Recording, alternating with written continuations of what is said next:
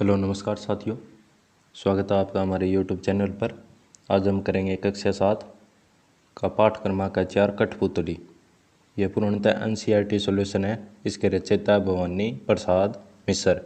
इसमें हम सारांश एवं प्रश्न उत्तर दोनों देखेंगे। इस कविता में कठपुतलियाँ स्वतंत्रता की इच्छा से स्वयं अपनी बात व्यक्त कर रही है, यानी कि बन आज़ादी चाहिए। उनके समक्ष स्वतंत्रता को साकार बनाने वाली चुनौतियां हैं, यानी बहुत कठिनाइयां भी है। धागे में बंधी हुई कठपुतलियां पराधीन है। पराधीन यानी दूसरे के नियंत्रण में है। इन्हें दूसरों के इशारे पर नाचने से दुख होता है। दुख से बाहर निकलने के लिए एक कठपुतली विद्रोह कर देती है।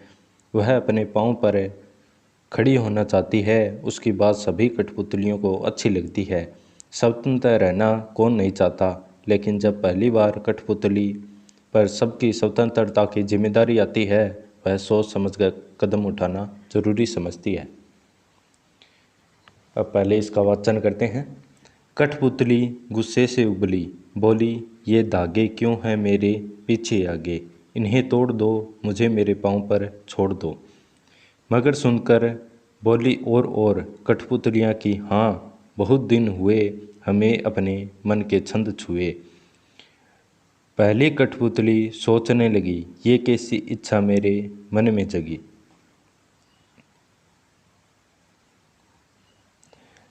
कठपुतली गुस्से से उबली, यानी गुस्से से क्रोध में आकर वह बोल रही है।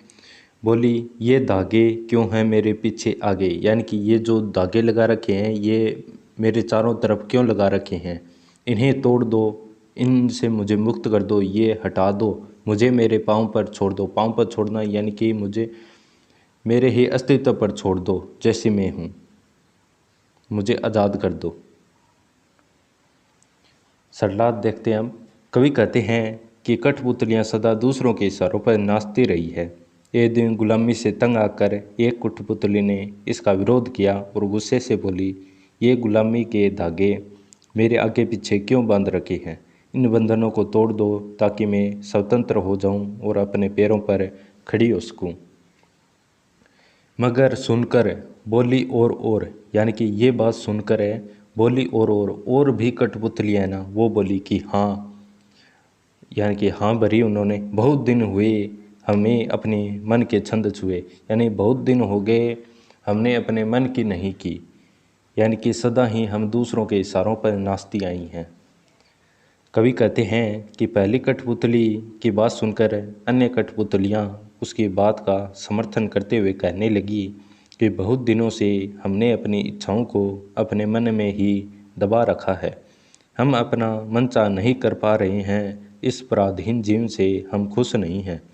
अब हम भी स्वतंत्र होना चाहती हैं। पहली कठपुतली सोचने लगी, ये कैसी इच्छा मेरे मन में जगी। अब वापस वो पहली कठपुतली सोच रही है कि ये कैसी इच्छा मेरे मन में जगी, यानी कि ये कैसी इच्छा मेरे मन में जाग रही है कि स्वतंत्रता चाहूँ मैं। उसकी जिम्मेदारी भी आ गई, यानी कि जो और कठपुतलियाँ थी ना, वो इसके पीछे हो गई। इन लीडर बना दिया आपकी, का तू ही है मार सारो, कि तू ही पार लगावेगी। कवि कहते हैं कि अन्य कठपुतलियों द्वारा स्वतंत्र होने की बात कही जाने पर पहली कठपुतली सोचने लगी कि मेरे मन में स्वतंत्र होने की यह इच्छा कैसे उत्पन्न हुई। क्या मैं इन सभी की जिम्मेदारी निभा पाऊंगी? क्या मैं स्वतंत्रता प्राप्त करने में सफल हो पाऊंगी? क्या भविष्य में हम अपनी स्वतंत्रता की रक्षा कर पाएंगे? क्या हम आत्मनिर्भर बन पाएंगे? अतः इन सब बातों को ध्यान में रखकर ही आगे कदम बढ़ाना उचित है। यानी भी तरह तरह सवाल उठने लग रहे मन में। अब प्रश्न है, कठपुतली को गुस्सा क्यों आया? कठपुतली को गुस्सा इसलिए आया क्योंकि उसे सदैव दूसरों के इशारों पर नाचना पड़ता है और वह लंबे अरसे यानी कि लंबे समय से धागे में बंधी है। वह अपने पांव पर खड़ी होकर आत्मनिर्भर बनना चाहती है। धागे में बंधना उसे पराधीनता लगता है, यानी पराधीनता दूसरों के अधीन, इसलिए उसे गुस्सा आता है। कठपुतली को अपने पाँव पर खड़ी होने की इच्छा है, लेकिन वह क्यों नहीं खड़ी होती। कठपुतली स्वतंत्र होकर अपने पाँव पर खड़ी होना चाहती है, लेकिन खड़ी नहीं होती, क्योंकि जब उस पर सभी कठपुतलियों की स्वतंत्रता की जिम्मेदारी आती है तो वह डर जाती है। उसे ऐसा लगता है कहीं उसका उठाया गया कदम सबको मुश्किल में न डाल दे, यानी सारा हिम्मत ना खड़ी हो जाए।